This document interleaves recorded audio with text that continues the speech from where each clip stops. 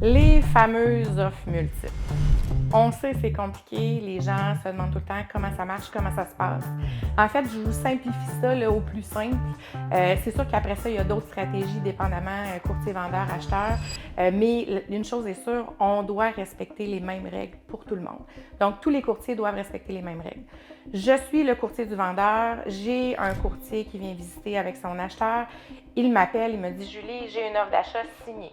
Donc, quand on entend sur une propriété « Ah, il y a 3 offres, il y a 4 offres », généralement, c'est des offres qui sont signées et qui ne sont pas présentées. Selon la première offre, généralement, le courtier inscripteur va présenter ça à telle heure le plus rapidement possible avec les disponibilités de chacun. Donc, à ce moment-là, tous les courtiers qui ont démontré un intérêt, qui ont des visites de cédulés, vont recevoir un message qui dit « Nous avons une première offre de signer ». On dit première parce que dans le marché actuel, souvent, il y en a plus qu'une. Après ça, les offres vont s'ajouter et on va présenter tout ça en même temps. Bien sûr, pas en même temps, mais une après l'autre à partir de l'heure du rendez-vous.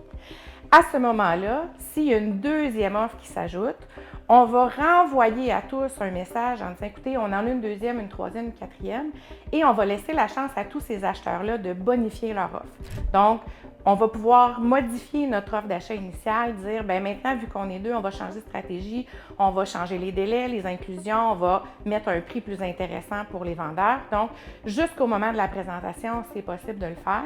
Et après ça, bien certainement, quand le vendeur a choisi une offre d'achat et l'a acceptée, ça termine le processus. Effectivement, les gens nous demandent souvent après, bon, il y a une offre acceptée, c'est pas la mienne, c'était combien l'autre offre? Il y a une chose qui est sûre, toutes les offres d'achat sont confidentielles. Donc, effectivement, le vendeur connaît le prix et les conditions, mais tous les autres courtiers, on ne le sait pas.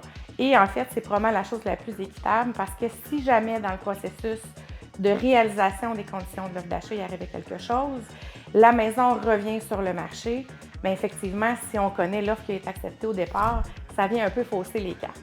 Donc, c'est équitable pour tous, c'est plate pour tout le monde aussi de ne pas savoir, mais en même temps, c'est un processus qui est réglementé.